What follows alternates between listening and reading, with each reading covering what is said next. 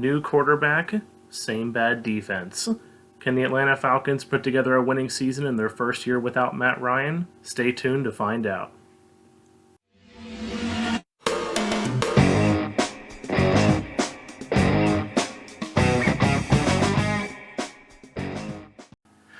What is going on, guys? It is Connor, the co-host with the most, back here with another 2022 NFL team preview.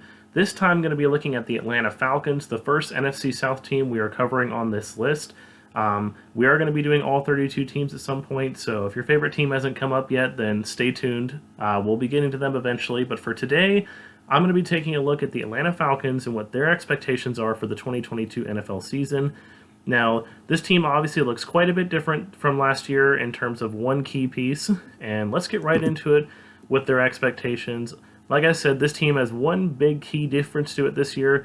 They traded Matt Ryan to the Indianapolis Colts in the offseason for a third-round pick. They brought in Marcus Mariota in free agency, and they drafted quarterback Desmond Ridder from Cincinnati in the third round of the NFL draft. Now, the biggest question here with the Atlanta Falcons this season is, what is going to be the deal between Marcus Mariota and Desmond Ridder? And by most accounts, and by my account, what they should, of what I think they should do and what they will do is that Mariota is at the very least going to start the season. They brought him in free agency to be kind of like a transitional quarterback between himself and Ridder. And so he's going to be the one starting the season. The big question here is when or if does Desmond Ridder get into the lineup? Will it be this season? Will it be next season? Now, in my opinion, I think bringing in Mariota was a good thing. Mariota, he has experience as a starting quarterback in the NFL. He, had a playoff run with the Tennessee Titans where, he won a playoff game.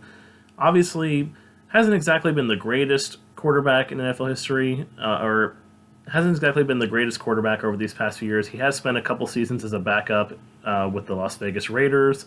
And, he did see some playing time with the Raiders, but more so just kind of in the Wildcat. Not really any passing down sort of plays, really just more as a runner. So we haven't really seen him as a thrower in a few seasons in the NFL. So it's going to be interesting to see how he performs.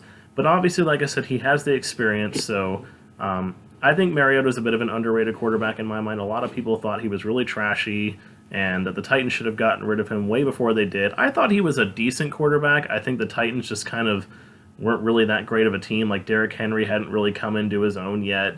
And, they didn't really have a lot of weapons for him to throw to. So I think Mariota will do a decent job in Atlanta, at least just being able to hold down the starting job until they're ready for Desmond Ridder. In my opinion, I think the big difference here between Desmond Ridder and, say, like your typical quarterback draftee is that Ridder's a third-round quarterback. He's not a first-round quarterback. Now, had Ridder been a first-round quarterback, I would say that, kind of the typical trajectory that these first-round quarterbacks take, if they're not the starter from day one, like how Joe Burrow or Mac Jones or one of those guys are, if they're not the starter from day one, usually the veteran QB kind of placeholder will maybe play like 5 to 6 weeks at most before the rookie comes in and takes over. Now, if they're winning games with the veteran QB, so like, if the Falcons were to say get off to a 5-0 start, then okay, let's just say I'll go back to last year with the Bears actually as a better example. Let's say with Andy Dalton at QB, the Bears started out 5-0. Okay, there's no way that Justin Fields is coming into the lineup if the Bears are 5-0. Like, you stick with the quarterback that's winning. But typically, with these teams that have veteran quarterbacks, they're not going to be starting out 5-0. They're probably going to be starting out, 2-3 or 1-4 or possibly even 0-5 depending on the team. And so then they want to bring in that rookie quarterback to kind of facilitate the rest of the season. And you don't really care how good the team does as a whole. You just want to see, evaluate your rookie prospect and see how good they are. Now, that's the typical trajectory for a first-round quarterback. Now, Ridder's a third-round quarterback, like I said earlier. And in my opinion, I would honestly probably be a little shocked if he sees the field at all this year. I mean, I think the Falcons really look at him as being a project. And while, yes, you want to have your quarterback of the future ready and to get NFL experience, I think for this year alone, like, unless Mariota gets hurt or unless he's just playing really bad, like if, we get to the middle of the season, the Falcons are like 0-8 or, 1-7, and even in that scenario, like, in my mind, sometimes when a team is 0-8 or 1-7, you don't really place on the quarterback. That's kind of how I've actually seen the Falcons over the last few years. Like, it hasn't really been Matt Ryan's fault, in my opinion, as to why the Falcons were bad. It's just kind of the rest of their team. Kind of like with Matthew Stafford in Detroit, too. Like, you didn't really put Detroit's failure on Matthew Stafford's shoulders. It was kind of the rest of the team. So, in my opinion, unless Marcus Mariota plays really bad, I would stick with him, actually, for the whole season. I know some people might disagree with that. I think even within our own group of podcasters, I think Zach might disagree with that. He's kind of like the young quarterback, like you want to get them in there as soon as possible kind of guy. But in my opinion, I think they should stick with Mariota for the whole season. And then next year, once Ritter's had time to develop, evaluate him again, maybe have a QB battle. Like I said, Mariota's not the long-term solution. I think he signed a 2-year deal. So once that expires, Ritter will be the guy. But I think just for this year alone, Mariota needs to stay the quarterback all year, unless he just plays abysmally. Like he's got, if we're halfway through the season and he's got like 7 touchdowns to like 15 interceptions or something wild like that, then you can put Ritter in. But if that's not happening, then Mariota stays, in my opinion. Now, the other big topic with the Atlanta Falcons, at least for this season in my mind, is the defensive side of the ball. Now, the Falcons have been notorious for having a pretty atrocious defense. They were ranked like 29th in points allowed, 26th in yards allowed last year, so they were near the bottom of the league. And in my opinion, it really didn't get any better. I mean, they didn't really draft anybody. If you look at their draft class down here, their first-round pick was Drake London, a wide receiver, which, was fair, drafting a wide receiver for them. But in some ways, with all the defensive talent in this draft, you almost kind of really wanted to see them draft a defensive player in the first round.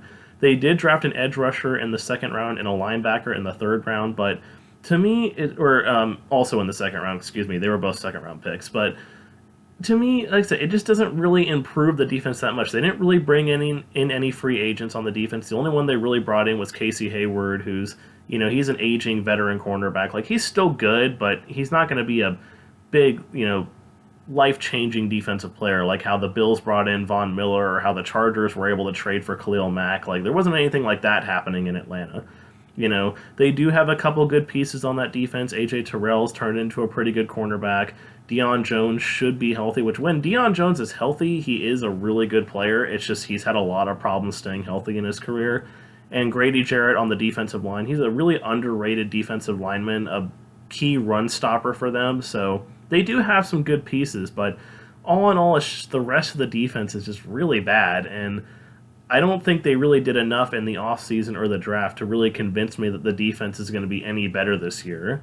It's unfortunate for the situation. They have this really great kind of young up-and-coming offense, and they just had this defense that's going to be one of the worst in the NFC, in my opinion. It's going to really drag them down. Like I said before with Matt Ryan, that's kind of been the case Matt Ryan's life in Atlanta, kind of outside of that 2016 season when they went to the Super Bowl.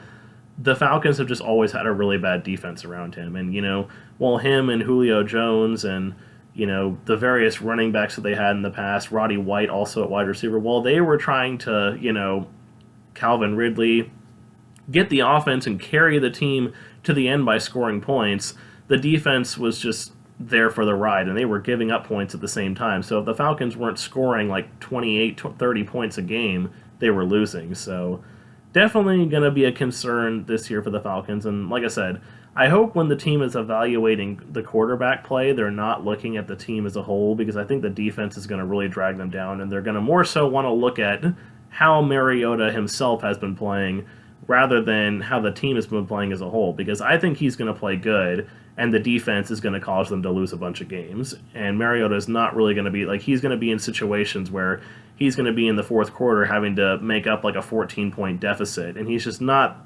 that quarterback. He's not, the quarterback that's going to engineer fourth quarter come from behind drives. And, let's say he even does, get a touchdown to cut the deficit to 7. Who's to say the defense isn't going to turn around and then give up another touchdown, and now you're back down by 14 again? So the defense is going to be a real problem. I don't think they've improved at all, in my opinion. Maybe slightly, but slightly is not good enough, in my opinion, for them. So, looking ahead to the offseason, in my mind, because the Falcons are in a rebuild, so, no one's really expecting them to contend for a playoff spot this year. Looking forward to the 2023 offseason, my opinion here would be, looking at what their plan's going to be for the future for signing defensive players. Because, like I said, they've got a lot of good young pieces on offense. Like I said, they have Ritter at quarterback. They've got Kyle Pitts at the tight end position.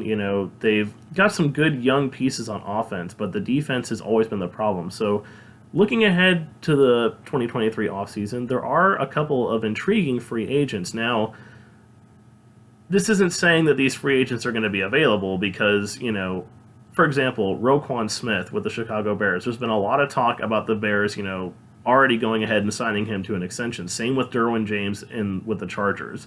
Who's to say that these guys are going to be available? We don't know. We'll evaluate that when the time comes. But for right now, these guys are pending free agents. Derwin James, Roquan Smith, Bradley Chubb. 3 young, up-and-coming defensive players that could really make a big difference for this Falcons defense. The secondary is probably the strength of this defense, but it would never hurt to bring in a guy like Derwin James who can help not only in the pass but in the run.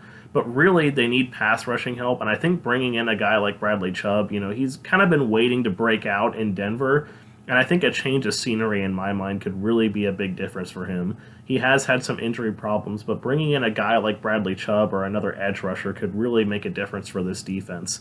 And also, outside of free agency, I have a little bit of a mock draft pulled up here for next year. Obviously the big talk next year is going to be the quarterbacks. Bryce Young, C.J. Stroud, Tanner McKee, all the good quarterbacks next year. Will Levis also. But there are some really good defensive players that are supposed to be touted for the draft next year. And if you see in this mock draft, they have the Falcons at number 2 taking Will Anderson, the edge rusher. There's also going to be Jalen Carter and Jaquelin Roy. Now, those 2 guys, in my mind, aren't as crucial because they already have Grady Jarrett. But there's also Antonio Johnson, the safety that they could draft. There's going to be a lot of decent defensive prospects. I think the thing with this mock draft, you're just seeing a lot of quarterbacks in it because that's going to be the big, thing. So almost in my mind, if the Falcons were to, say, get a top 5 draft spot, it almost would behoove them in some ways. They could possibly trade down a little bit and still get the defensive player they want. Because with the quarterback talent in this draft next year, there's going to be a lot of teams that are going to want to trade up and get a quarterback. So, even though in this mock draft it has Will Anderson going at number 2 to them, I could conceivably see them trading down. It doesn't have to be very far. It could only be a spot or 2. But possibly trading down to number 3 or number 4 and still getting Will Anderson because teams like the Lions and potentially the Seahawks are going to want to trade up and get the quarterback that they want. On this list it does have the Panthers taking a quarterback, which may or may not, it probably won't happen now that they've traded for Baker Mayfield, but, who knows what's going to happen by the time we get to the draft next year. So, definitely some potential good things for the Falcons can happen in the draft or in free agency to really bolster up the defense.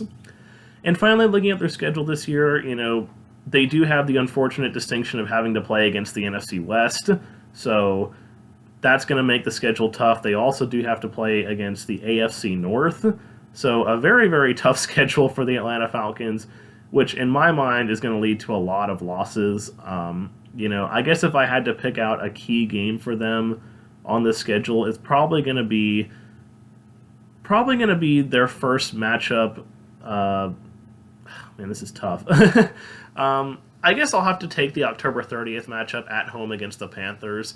In my mind, that's where they're going to really evaluate the schedule because they have a brutal stretch at the start of the year. I mean, they get to play the Saints at home, which is winnable, but at the Rams, that's probably a loss. At the Seahawks, the Seahawks are rebuilding this year, so that could be a win, although Seattle is hard to play against this year. Home against the Browns, depending on what happens, could either be winnable or it could be a loss. At Buccaneers is a loss. Home against the Niners is probably a loss, and at Cincinnati is a loss. So I think that game against the Panthers at home is really going to be where they're going to evaluate, okay, how's the season going so far? Is this the time to bring in Desmond Ridder? Are we going to stick with Marcus Mariota? Probably not going to be contending for a playoff spot. So it's really just going to be evaluating how the team has been doing as a whole. Because, like I said, there's a lot of losses on the schedule in my mind. They have very few winnable games. They do have the game against the Bears as well. That's probably winnable. They have a game against Washington. But really, after that game against Washington, I could see all those games being losses. Home against the Steelers, it could be a loss. At New Orleans is probably a loss. At Baltimore, against Arizona and against Tampa, probably all losses in my mind. So Going to be a rough year for the Atlanta Falcons. So lastly, going to take a look at the over-under for the Falcons. This year it is set at 5 wins. Last year, I'm stealing this from Zach because I saw Zach do it in his preview video, so I'm stealing it from him, looking at how the odds makers did for 2021 with the Atlanta Falcons. So in 2021, they had the Atlanta Falcons at 7.5, and they got it pretty right on the money. The Falcons finished 7-10. They were really close on that. So for this year, they have it at 5 wins as the over-under. In my mind, I'm going to say that that the Falcons are going to go under the 5 wins. I think they'll probably get 4. I think they'll go 4-13. You know, like some of these games, like I think against the Bears, they could win. They could probably win one game against the Panthers. You know, potentially beat, like, you know, either Seattle or Washington. It's going to be tough for them to get to 5 wins. So I'm going to say that they're going to go under and that the Falcons are going to finish 4-13. Likely going to end up with a top 5, possibly top 3 draft pick. And it's, you know, like I said, it's going to be a rough year, Falcons fans. I hate to break it to you, but, you know, I know Zach and Eric have been through that with the Jaguars before, so they can tell you, you know, don't worry about it. Things are getting better. You know, the Falcons are young. They still have time to develop. They just need a couple more seasons to finish this rebuild and get back into a playoff contending spot. So thank you guys so much for watching. Make sure to subscribe down below and hit the notification bell to get notified about all of our new videos. We have a lot of them coming out. Like I said, we have videos for all 32 teams coming out for these NFL previews, so you don't want to miss one, especially when it's your team that's coming up. You don't want to miss it. But again, thank you guys so much for watching. Follow us on Twitter at Clutch Crew Sport. Leave any comments you have down below for any topics you want us to cover in future videos. And until then, I will see you guys next time.